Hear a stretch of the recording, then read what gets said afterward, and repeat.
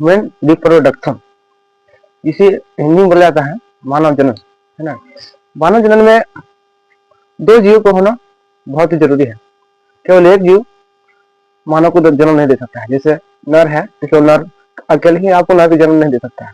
जैसे जैसे फीमेल है तो फीमेल केवल जन्म नहीं दे सकती है, उसमें दो जीव को होना जरूरी है। तो दो जीव अलग अलग होते हैं, केवल फीमेल ही नहीं रहते। फीमेल केवल है तो फीमेल केवल जन्म नहीं दे सकते, इसलिए दोनों को होना आवश्यक है, मेल और फीमेल को होना आवश्यक है।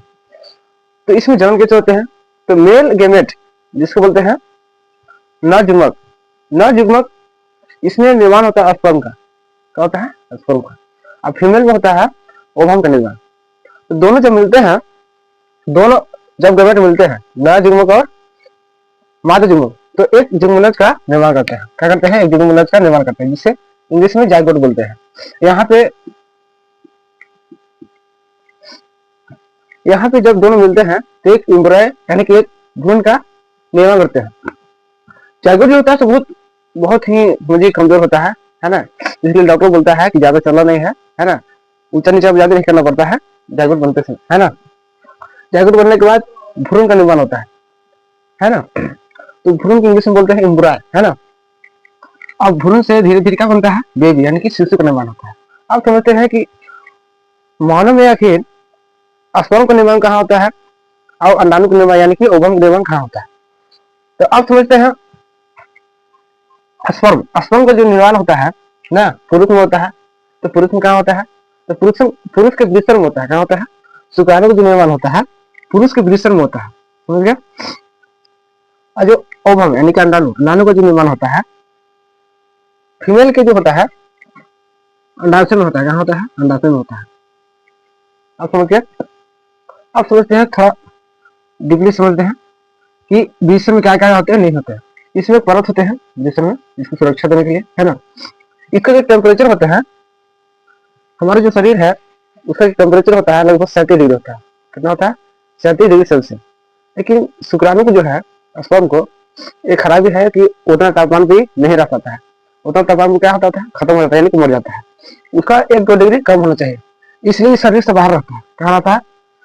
जब हमारा जो वृषण है हमारे शरीर से बाहर रहता है, इसलिए शरीर का तापमान सहन नहीं कर पाता है, मर जाता है। इसलिए शरीर के तापमान से लगभग 1-2 डिग्री कम होना चाहिए। इसमें वृषण का निर्माण होता है, समझ गया। इसमें एक हार्मोन का निर्माण होता है, वृषण में एक हार्मोन का निर्माण होता है जिसे टेस्टोस्टेरोन बोला जाता है। क्या बोला जाता है? टेस्टोस्टेरोन, समझ गए। अब यहाँ पे देखिए, ये जो नसें जाता है इसको बोलते हैं हिंदी में शुक्रवाहिनी। क्या बोलते हैं? शुक्रवाहिनी। लेकिन इंग्लिश में बोलते हैं इसको वैस। क्या बोलते हैं? वैस।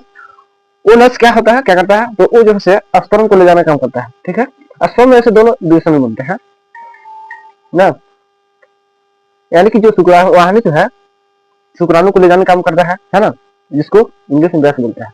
अब यहाँ पे देखिए, जब दोनों यहाँ पे मिलते हैं तो यहाँ पे देखिए होता क्या है, जैसे यूरिन निकलता है, यूरिन जिसको पेशाब बोला जाता है। जब यूरिन निकलता है, यूरिन और स्पर्म दोनों का जो रास्ता होता है एक ही होता है, समझ गए। दोनों का रास्ता क्या होता है? एक ही होता है। लेकिन उसको रोकने के लिए यहाँ पे एक ग्रंथि का प्रयोग किया गया है जिसका नाम है प्रोस्टेट ग्रंथि। ये क्या करता है कि अगर स्पर्म को जाना रहेगा तो यूरिन को रोक देगा। अगर इसको यूरिन जाना रहता है ना, हमारा शरीर से जब यूरिन निकलता है तो आपको स्पर्म को रोक देगा, है ना। इसका काम यही है, समझ गए। इसमें लगभग समझ गए। आप समझते हैं इसमें जो ओवम का निर्माण होता है कहाँ होता है? अंडाशय में होता है। अब देखिए, ये जो गर्भाशय है, गर्भाशय में ही शिशु का निर्माण होता है, ठीक है। जब ये दोनों मिलते हैं जुगनू को बनाते हैं। कहाँ मिलते हैं? यहाँ से जो शुक्राणु जाते हैं इसके अंदर, तो कहाँ पे रुकते हैं? यहाँ पे रुकते हैं फैलोपियन ट्यूब। कहाँ रुकते हैं? Fallopian tube. इसलिए देखिए, अंडाणु जो होता है गोला होता है और शुक्राणु जो होता है ऐसा होता है। अब देखिए, इसमें पीछे से पोच होता है, शुक्राणु पोच होता है, लेकिन इसमें पोच नहीं होता है।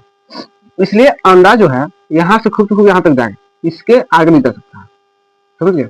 और शुक्राणु जो है फिर इसके पीछे पूछ है ना, इसका जब पूछ है तो इसमें आपको ऊर्जा रहता है, इसमें किसी भी तरह की ऊर्जा नहीं रहता है, लेकिन इसमें ऊर्जा रहता है। इसमें फ्रुक्टोज के द्वारा ऊर्जा को बनाया रहता है। लेकिन ये तो पोच के सहारे, ये जो पोच रहता है इसीलिए ये आगे बढ़ा सके, है ना। शुक्राणु तो चला जाता है, लेकिन अंडाशय जो है ज्यादा दूर तक नहीं जाता है, इसलिए किसी भी तरह का पोच नहीं आता है ना। इसलिए दोनों जो है कहाँ मिलते हैं? फैलोपियन ट्यूब पे। यहाँ जो शुक्राणु जाते हैं ना, कहाँ बोलते हैं, फेलोपियन ट्यूब, इसको बोलते हैं फेलोपियन ट्यूब। देखिए यहाँ पे अनुवाहिका कहिए चाहे फेलोपियन ट्यूब, दोनों एक चीज है। यहाँ पे आपको मिलते हैं, यहाँ पे जगत बनाते हैं। धीरे धीरे क्या होता है, यहाँ से बढ़ते बढ़ते गर्भाशय की ओर चले जाते हैं। जब गर्भाशय को चले जाते हैं तो यहाँ के शिशु का निर्माण होता है। समझ गया? मिलते हैं अगले वीडियो में।